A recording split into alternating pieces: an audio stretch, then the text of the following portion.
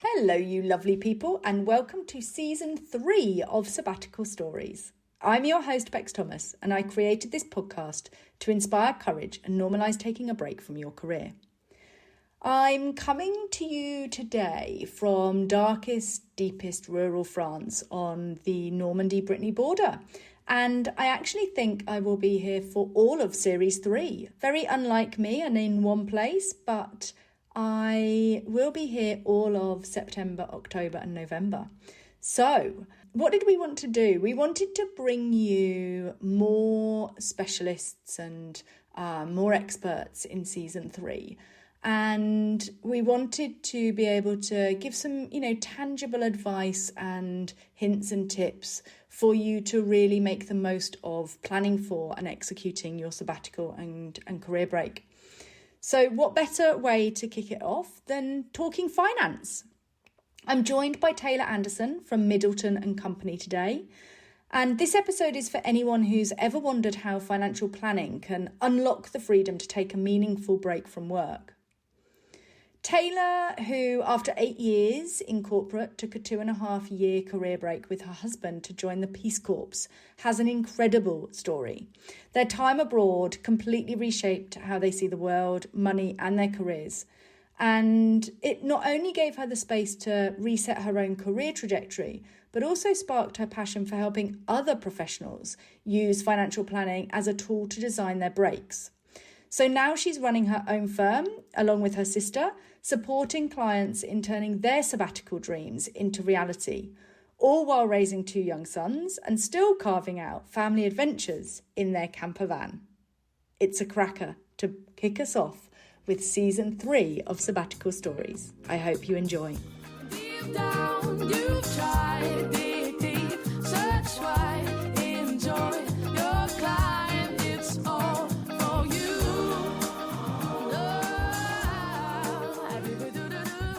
Welcome to Sabbatical Stories, Taylor. Thank you so much for being here, and good morning because you are over the pond in America, in the US. That's right. Early morning for me. So happy to be here. Oh, well, welcome. And look, I always ask guests to introduce themselves because who better to do it than you? So could you give us an introduction to Taylor and your sabbatical story, please?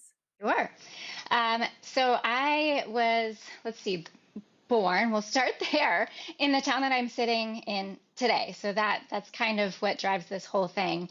I went to school, got a business degree in college, graduated, and joined the workforce. Got super excited to get these really great jobs right out of school. I started with IT consulting and then went into project management with a big corporation, living in Seattle at the time. So that's interesting because it's 3 hours away from where I am now. Not too far, but far enough where family was a drive. Working in cool jobs, great teams, doing fun things, young professional. And I happened to be invited to a party for one of our friends from college who, after he graduated, he had joined the Peace Corps. And so he came back home and then was about ready to go off to law school. And we just had this moment of reconnection after college. Hadn't seen him for a couple years. And this was a guy who was, he was a fraternity brother of my husband's. We partied together. We had fun together. Didn't really know much more academically about him. And all of a sudden, I'm seeing all these pictures of him in Cameroon, where he's living in really interesting huts, looked like he was doing really cool projects. And it was this moment of inspiration to me and my now husband. We weren't married at the time, where we were thinking, that sounds like such a great life experience. And I remember asking my husband if he was at all interested in something like that, and was absolutely floored when he said yes. Because I had always been the one. I studied abroad when I was in school. I said I got a business degree, but I actually also have a French degree just because I kept taking the classes. It kind of happened that way. I'm so jealous of that, by the way. Oh, well. So jealous. I haven't kept up on it. So, you're as I sit here with my Duolingo, day French is probably better than mine. Oh, yeah, I'm pretty good at the literary stuff even still, but yeah, conversational stuff still is a challenge. So we started on this journey of what would it look like if we were to join the Peace Corps? And the reason it was interesting again is we actually are both from the same hometown. And so we'd been working for a while and kind of knew that eventually if we wanted to have a family, we wanted to be closer to our parents so that they could be a part of it. And so we're thinking, okay, well, we could just work for a while, quit our jobs, and move home and start the next chapter with having a family, or we could go on this kind of cool adventure. And so we just started taking the steps to make that happen. And I will say it was probably a 4-year journey Wow. between having this little spark to actually leaving. In between, I changed jobs. I had my IT consulting job. That's where I heard about this idea. And then I moved to the next job, knowing that eventually I was going to hopefully join the Peace Corps. But that was 3 years after that. So it was worth getting the ball rolling. In the meantime, we had gotten married. That was a requirement to join the Peace Corps together. I did some volunteer work so that I was a candidate for one of their sectors. So I started doing cooking classes for kids and I did a little bingo about food so that I would have enough hours to qualify to serve as a health volunteer, which is ultimately what I ended up doing. When I was in Peace Corps, I was or a health education a volunteer for 2 years, and then the sabbatical wraps up with us having an unexpected visa complication, returning home very quickly to surprise our family for Christmas. And then we decided we weren't quite done with the adventure, so we left again for 6 months to travel Southeast Asia. So we did a bunch of travel there and then eventually wrapped up, came home, and reintegrated into now is our normal life where I do financial planning to help people who want to plan a sabbatical. Wow. So much to unpack there. So let's start with that real trigger and motivation behind taking it, because you mentioned that you met somebody at a party who was part of the Peace Corps, and that's sort of the seed that was sown. But what was the motivation behind really wanting to take this time out? So at the time that this spark happened, it was 4 years into my career, and I couldn't tell you what happened first, whether that was first or if I already kind of had a sense that corporate America was a really great place to have a job, but it wasn't where I wanted to be forever. And I think after that spark, it kind of became more and more of something I noticed where, like I said, I really liked my jobs. I liked the teams that I was working on. I just couldn't see myself doing it for 30, 40 years. And so I got this opportunity to think about how was I going to travel in between moving cities. And that really kind of laid the groundwork for the actual planning. It's amazing, I think, that you and your husband did it together. Talk us through that sort of planning phase, because you mentioned that it was almost 4 years. But what were the real key sort of milestones within those 4 years to plan for this time out? We were just living life. A lot of it was just time passing and each of us kind of doing the things that we really wanted to do while we were still living in Seattle. We actually eventually I was like, are we going to do this or not? We had this conversation at the dinner table and he was like, yes, but you know what? I really want to play basketball with my friends every Wednesday for the next couple of years while we live here. He wanted to race motorcycles for a little bit. I wanted to work toward a promotion at work. We had certain things that we were trying to accomplish in our existing lives that made it kind of feel like we weren't quite ready to pull the trigger. So that was part of it. But even after we've eventually applied, so those things were kind of leading up to applying to join the Peace Corps. And then for the Peace Corps application process for married couples, at least at the time, took a little bit longer because they wanted to place both of us together. So they needed a site in one of their countries that would accept two.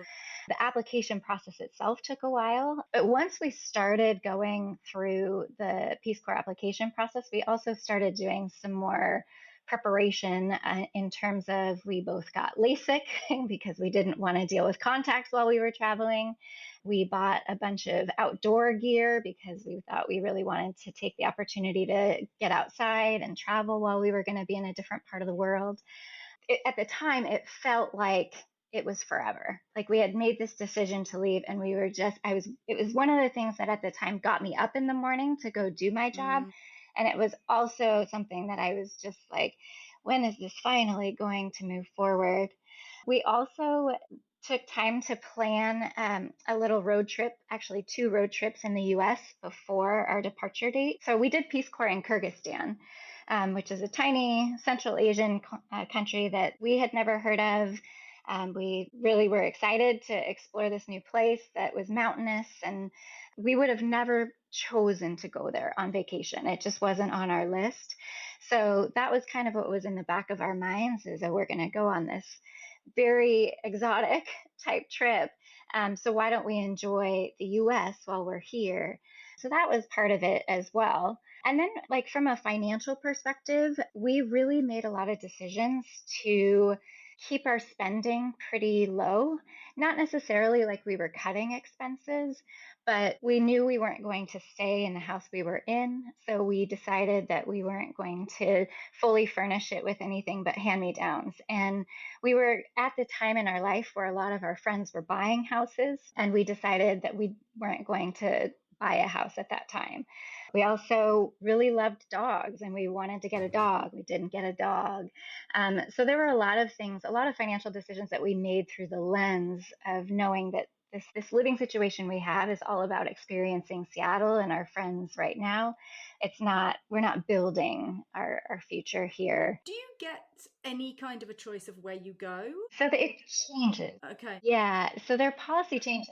At the time, we didn't have we didn't have a choice.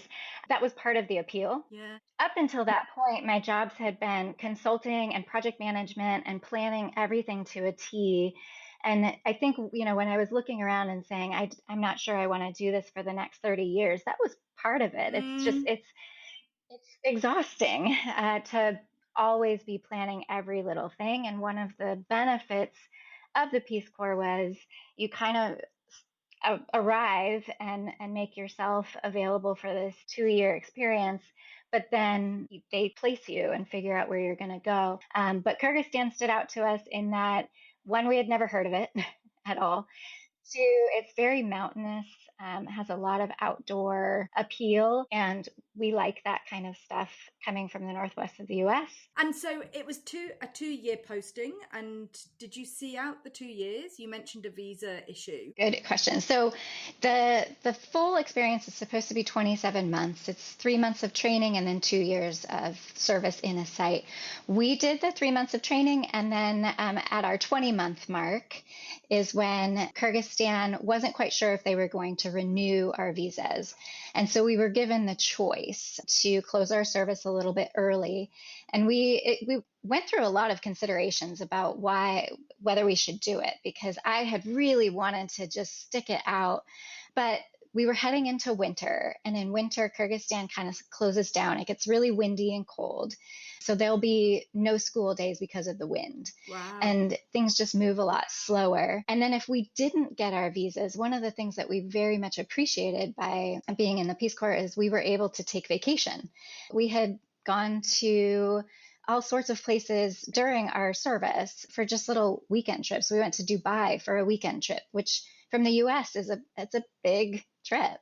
And so not having the ability to do that made us decide that instead of doing that, we were going to consider a different trip after our Peace Corps experience. And so that was the decision made of sort of almost taking the visa challenge as a gift, going back to the States, and then taking a true 6-month travel for just the two of you to go and explore Southeast Asia. Absolutely. Yeah. Wow. So talk us through what you were actually doing on a day-to-day basis when you were there and how it sort of lived up to expectation. The first 3 months I had mentioned are training, and so it's pretty intense training where you learn a lot about the culture, do cultural types of events to just kind of get integrated.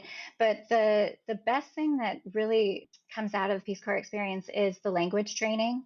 It's all conversational. I knew how to write it at the end. What, the local language? Yeah. So wow. In Kyrgyzstan, they speak Kyrgyz, the like native language. They also speak Russian, and Russian is considered the professional language, the language of education, but the Kyrgyz language is what families speak around the dinner table. So that's what we learned. So we learned very functional Kyrgyz. And I think we probably at the time sounded like a 5 to 8 year old, but they were so thrilled that we could communicate at all, very gracious about any mistakes, any verb tense mess ups. They did not mind at all. So that's a very cool experience to put in the back of my pocket. That I mentioned road trips in the US, and we had gone to the Kennedy Space Center and saw all the astronauts and cosmonauts of all over history. And I remember the cosmonaut's name being written in Cyrillic and thinking, I will never learn that alphabet. And I did. I learned it, and Peace Corps taught us. So those Wow. kinds of mini things were like, wow, I mean, we are capable of learning pretty difficult things, and it wasn't actually a big to do. It was just time and effort. So that was the first 3 months, really trying to get used to how to go to the market and ask for what you want, how to get on different modes of transportation to get where you want. And are you with others at this stage? Are you learning with others? Like, how many of you are there? Yes. There were maybe 30 to 40 of us in a cohort. Okay. So we were the K-22s of Kyrgyzstan, and that meant we were the 22nd group that had come through, and they come through once a year. There's 2 cohorts at a time in country. So we were there with the K-21s, and then we met the K-23s. And so, yeah, at the end of the 3 months, you get assigned your final site. And so we were assigned a site. We were so excited. It's on a big lake in the middle of the country. And we were just excited that we would have access to water and be very close to the mountains. So we were assigned to live with a family who had a compound on their property. So we could live kind of independently, but then have access to a family.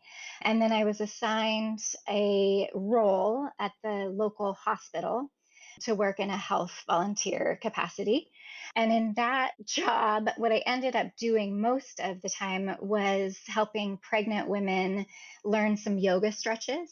That became something that was a weekly event. I also did summer camps for young girls. So they were in high school, and those were great. They all came to a retreat location for a week. It's different than the summer camps that we usually go to in the US, where most of our summer camps are either playing or there's a specific theme. And I guess this one had a specific theme, but it was a lot more educational than I think a lot of camps we think of are, where we would have programs from like 8 in the morning to 3 in the afternoon, all about healthy relationships and female anatomy, things that from our perspective we get taught along the way, but they're shameful to talk about in Kyrgyzstan. And so there's a lot of curiosity in young women, and they don't have a space to ask questions or have conversations. So that was one of the things that Peace Corps provided, was that space. And of course, their parents had to agree that this was something that they could participate in. But watching the change in confidence in the girls from the beginning of the week to the end of the week, and then I did a couple projects where we got funding to take little or small groups of girls to other schools and other cities where they could present what they learned. And they loved that. Another funny thing that's coming to mind that I did with both the group of girls and then the hospital is we would do flash mobs, which means we would walk down the streets of the city and to a choreographed dance with banners that had public health information on them. So just odd things that they thought were great. And I was super into doing anything that would promote health education, but also just to engage with the youth. It was a pretty fun experience in that way. And how did it live up to expectation? Like, what were your biggest surprises along the way? Yeah, so I had thought that my biggest challenge would be running water or not being able to communicate or getting cold. I thought there were more like physical things that I thought would be difficult. And the reality was that it was mental side of it was the harder part. Trying to figure out how to phrase it super eloquently, but at the same time, there were times where, because there's this cultural expectation in Kyrgyzstan for married women to play a certain role in the household, I did not meet their expectations. For one, I just hadn't grown up in that culture, so I didn't have this ingrained in me. I had gone there to be a health volunteer and live my life, among them. There's an expectation that the married woman of I think it's the youngest son, stay in the house, serve tea, clean the house, cook for everybody. And it's a really important role for them, but it can be very stifling and isolating because then everybody else is going out living lives or earning money however they would do it. And they, in a way, like in hindsight, I guess I'm flattered that they considered me part of the family enough to have that expectation of me. But I did not conform very well. I wanted to go out. I was not into staying at home and cooking and cleaning for everyone. And so things like that, like having that experience of my own, and then looking at the teens that I was working with, and knowing that for some of them, that would be their forever situation. And that they would maybe not love it, but they would play the role because that was something that they knew was important for their family. And so that was really hard to just kind of see the amazing energy of these young women, the curiosity, the ambition, and then to just kind of think about what their futures look like. That was something that I think for the very first time I felt hit me to the core, that I do have, I guess, some cultural expectations of what life could look like for a young woman, and they're different. So that was pretty tough. There were also funny things like Kyrgyzstan is a post-Soviet country. To be fair to them, the rug was essentially pulled out from under them when the wall fell, and they were essentially abandoned and have had to figure out how to rebuild what is a democracy, which is great for them. But they're a very young country, and they have a little bit of a leftover Soviet mentality. We eventually, I had mentioned we live with the family. The struggles with me not like playing the role they wanted me to play turned into me getting an apartment. My husband and I got our own apartment. So we lived in one of those big Soviet cement block buildings, super excited to have our own space. But our neighbors called the police on us because they heard us speaking English and thought we were spies. So, like, just small things like that would happen where it was kind of like suspicious, a little bit nervous about us. Yeah, absolutely. So those things were challenging where, you think that I stopped my life. I came here to serve as in a volunteer capacity. And then there's a little bit of tension that I wouldn't have expected. Yeah, fascinating. And such a different culture and such different expectations on individuals that we're so not used to. And then it almost, I found it through travel sometimes, that almost internal dialogue between having the argument of, I don't think it's right, but actually who am I to judge whether it's right or wrong, and it's their country. And so you almost have, or I certainly have, that internal argument with myself. One of the things I was interested in is, what were you hoping to get out of the experience? Yeah. And do you feel as though, it did satisfy that? Yeah. The two things that I remember really wanting out of it was, one, I just wanted to kind of shed the structure of my life, and to feel like I could just be. I wanted to have space to do yoga in the middle of the afternoon and cook long dinners and things like that. I also wanted to be in a place that was completely different where I live in terms of the types of activities that would happen in the evening or whatnot.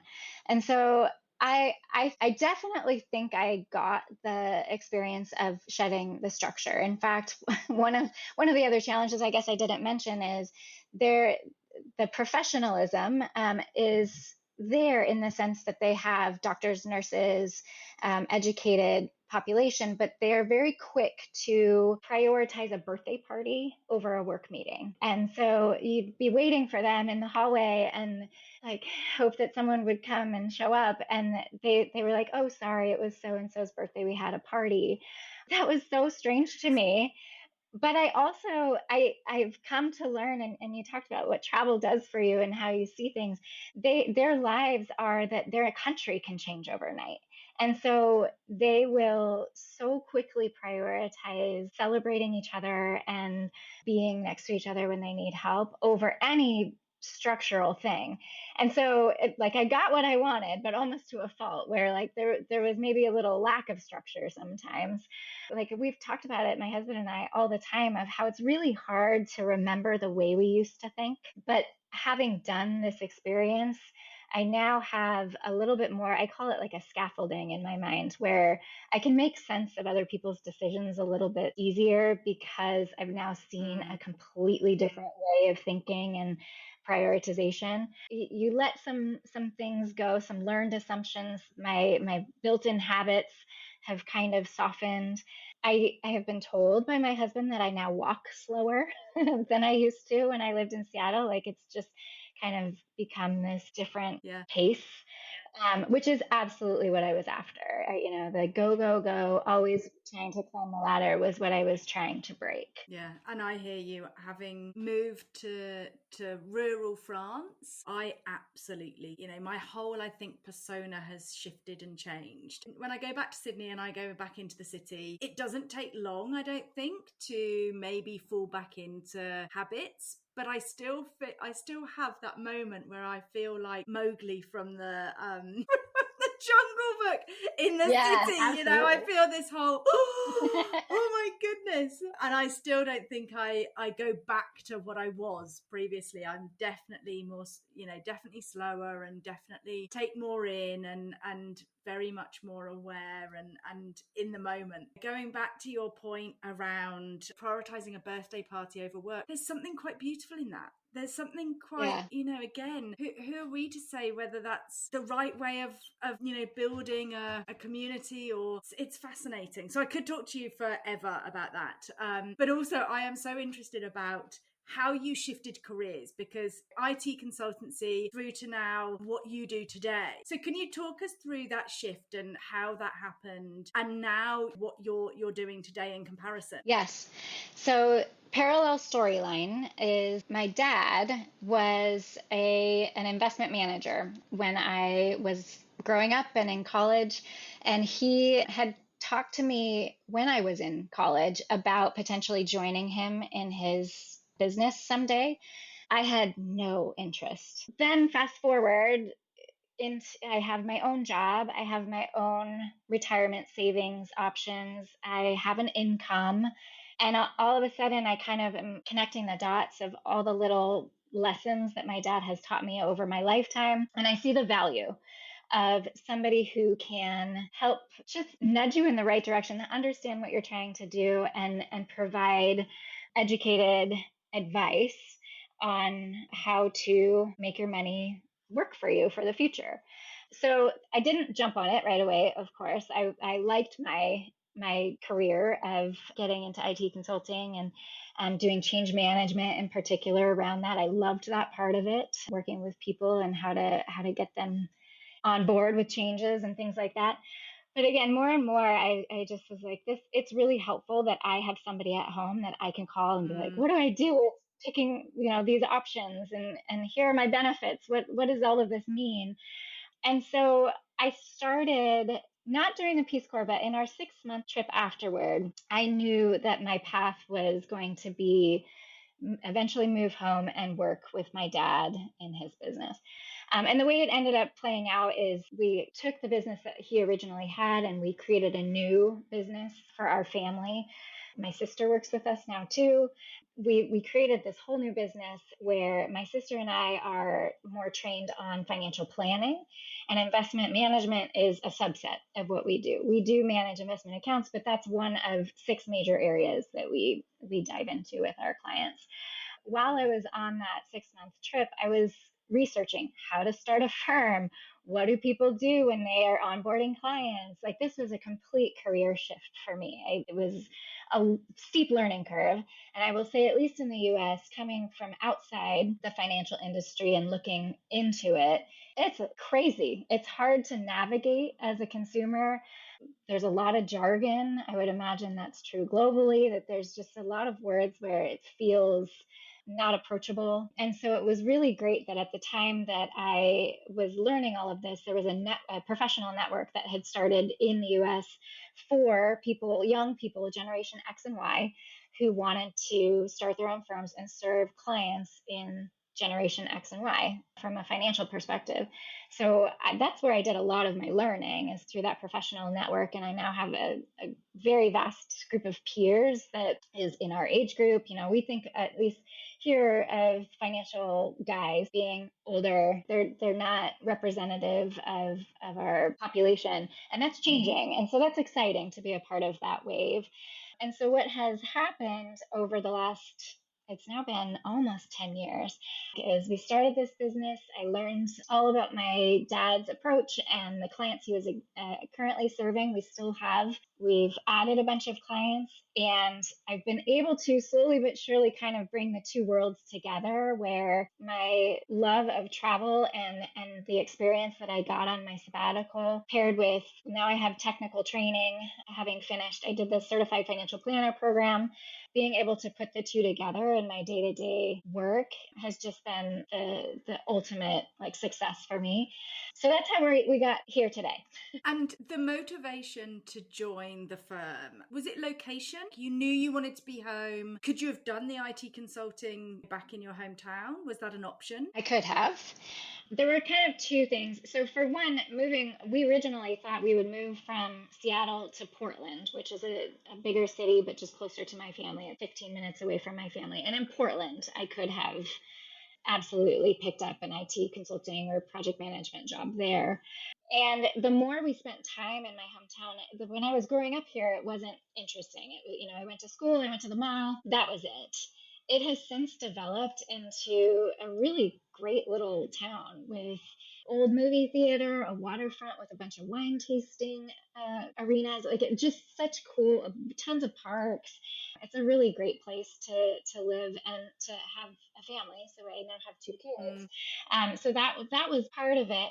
But also, I remember when I first started my career having no interest in running my own business. Like in my head, I'm like, I just want to show up and do a good job.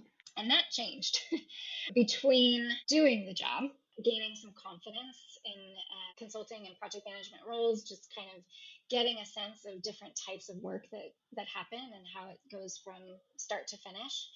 And then with Peace Corps, getting a lot more confidence, and then the travel afterward of being able to navigate complete unknown situations. And so then the flexibility became one of the higher priorities, where we now can decide what our workday looks like and what vacation we take and what kind of clients we work with. So all of that's under my control, which is great and also difficult. It comes with its own challenges. You now have married that amazing passion of travel and taking a career break and sabbatical with your expertise and business. When people come to you and they're wanting to plan a sabbatical, what are the sort of things that they ask of you, and what's the sort of advice that you give them? A lot of the initial conversations are, one, is this even possible? And so we have a path for people to just share with us what they currently have going on. And then we can kind of either say, yes, what you have in mind is totally doable. Or if there's kind of in this amount of time or with this amount of additional savings, we can kind of give them a path. But really, a lot of it comes down to, even more so, where people have this idea in the back of their mind, but they're a little bit nervous about pulling the trigger. And it's not even a financial decision so much as what will happen to my career if I do this? How will I even deal with, I have a house or I have a car and my kids are in school. And so finances are a part of it. And I think that there's kind of a little bit of some way where people are making the connection of the finances being the problem, but really it's just trying to answer all those non-financial questions of, okay, really from a career perspective, I think on paper, you're kind of afraid of not having income, but what if I told you that income isn't actually the problem? It still doesn't always solve the problem. The hesitancy can be the identity, the mindset. Well, who will I be if I don't show up, and do this job? And so we do a good mix of the two, where we use numbers and charts and things like that, yes, to show like, here's how it can work. But we also have a lot of grace in our process for conversation about just what are some of the mental barriers that people are facing and what have we seen other people do in this situation. I think that's a really great thing about what this podcast is doing, is listening to what other people, what other experiences are out there and how they've solved for some of these things can be super helpful.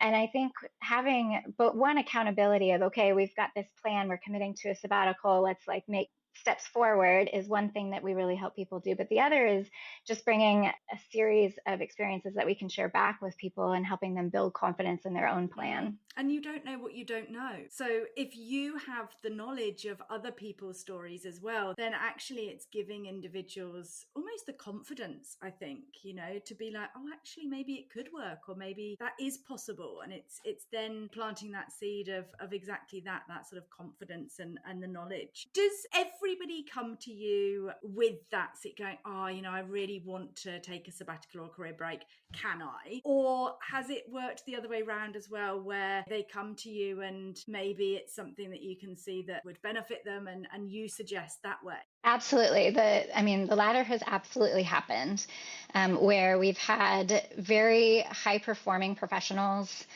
who make a very good income, who are really driving their career forward. And then you watch their level of satisfaction wane a little bit. And so we've definitely brought it up as here's an area of expertise that we do have if you wanted to explore it.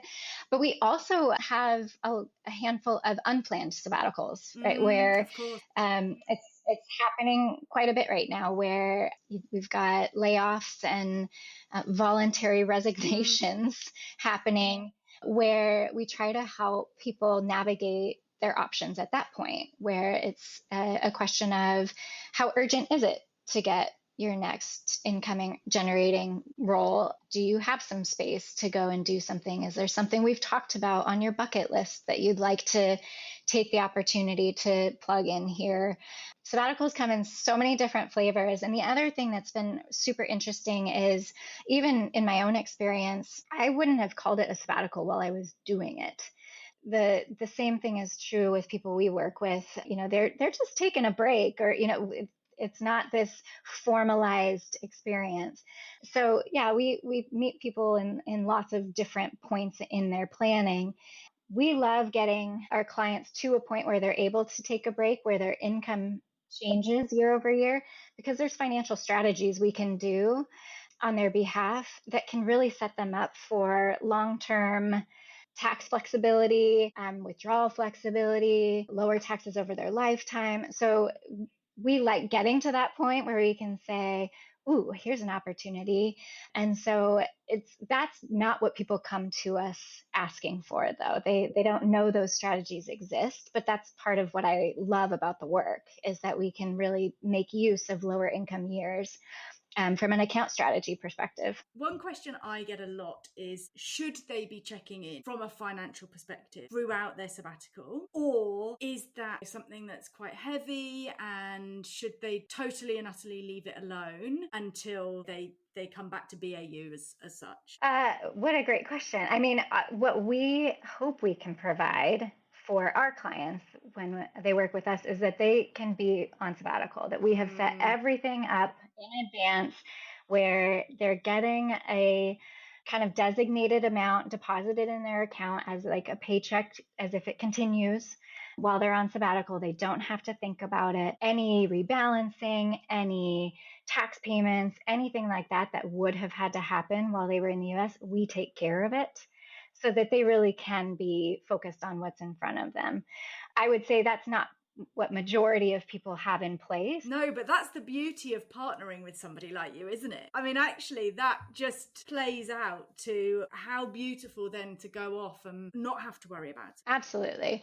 But I would say, yeah, if it's possible at all to automate things, to just not focus so much, I do think having a sense of what run rate. That's what we like to go with. We're not day by day budgeters, but if you can tell that there was an experience that was kind of a budget buster, Yeah. being able to like calibrate back to it, I think is good. But I think if getting that mindset set up in advance of like, I think I'm going to spend about this much per day, and you just kind of keep tabs on that in your day to day experiences, that would be the ultimate goal. We have a philosophy of long term investing. So like the day to day movements in the market should not be something that is on anybody's mind in a sabbatical, even if they are invested. Yeah, I think that's a great question. And I think personality plays into it. You know, different people manage finances different in their normal lives. But I do think sabbaticals can be such a great opportunity to do the pre planning and get everything set up so that life can happen during the break, but also during that process to kind of gain some autonomy and some confidence over your finances. I think at least a lot of the people I know who have jobs, you know, they know what their retirement savings account matches. They you know, you're constantly saving to that. And there are a lot of different vehicles out there. There's real estate. There's all sorts of things that can be a part of somebody's financial life. And so I think a sabbatical is a great time to take stock of all of that and to be intentional as opposed to just doing what rule of thumb you learned at some point or what everybody else is doing. Or what you've fallen into. Yeah.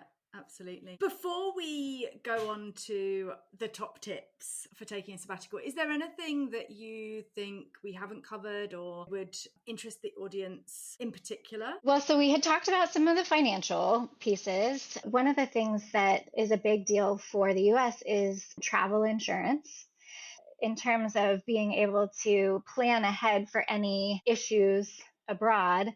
Our insurance that we have here for healthcare does not cover us outside of the US in most cases. There are some exceptions, but even still, it's a complicated process. And there are third-party travel insurance companies who will provide that. That being said, I did have a client who did read the fine print, thankfully, but their travel insurance became null and void in the case of a global pandemic, which at the time you wouldn't think was a big deal, but happened to coincide with their trip to Thailand. So they had to shift. And so it was a good thing that they read that. So anyways, having that in place just to protect against big uncertainties.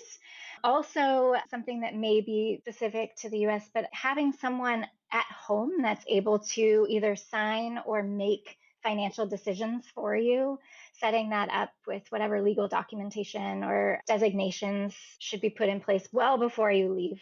Someone you trust, just in case you have the opportunity to sell a house that you weren't planning on or whatever it is, having somebody that can sign in your place is helpful.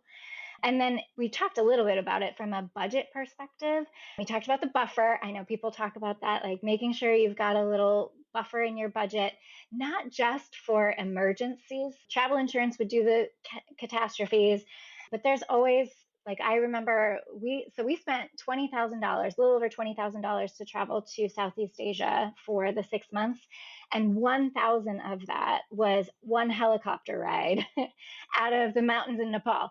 And so, like, things like that, it's always good to have those little emergency funds, but it's mostly around the reentry part and giving yourself runway at the end of your planned break to not feel stressed to get into the next phase, whatever that looks like, to not settle for the next job and be stressed about that process. There's going to be so much unpacking from the break and so much that can be shared with the next employer that it would just be too bad to have to be stressed in that moment. And my husband and I were talking about it. We haven't really talked to too many people who have shortened their break. I'm sure that's happened, but more often they get elongated. Unplanned elongations, not even that you're now searching for your job, but you're just like, oh, this is kind of nice. I'm going to add another stop or whatnot. So being able to account for that in advance is helpful as well. Brilliant. Thank you so much for all of that wealth of knowledge and sharing your story, which is phenomenal. Where can people find you, Taylor, and get in touch if they're interested in partnering with you or the work that you do? Yeah, I'm on LinkedIn. So Taylor Anderson on LinkedIn. And I am super excited. We are also in the works. It's coming together. We're building out a very specific part of our business. It's going to be rebranded to be serving people specifically planning sabbaticals. We'll be posting about that on LinkedIn, but we're going to have a website up called Towyn, TOWYN.co, and that is take only what you need. Love That's what it. it stands for. And we'll be planning this really great, financially focused, but also with the service of trying to connect our clients to all sorts of great communities, other professionals who can help with travel planning. We'll be launching that soon and super excited to share it with everybody. Amazing. And so final quick fire, your top 3 tips to anybody thinking about or about to embark on a career break or sabbatical. Yeah, I think it's such a great question because we could come up with a million, but I think if I distill it down, the first one is just to commit. I think, I mentioned it took me 4 years, and that included a lot of, well, if we do this, if we could do that. And I think once we decided we were going to do it, things really started moving forward. So first, commit. 2, don't do it alone. There's definitely services like mine that I would love to help anybody plan a sabbatical from financial plus perspective. But I know the break space community has been mentioned on the podcast. There's all sorts of travel agents who can help plan. I didn't even mention that I will be participating in a program called Boundless with my family. So they provide housing and schooling for kids for a period of time where you can kind of take a break. So there's all sorts of, once you start looking, resources out there to help with the heavy lifting of the logistics and answering questions.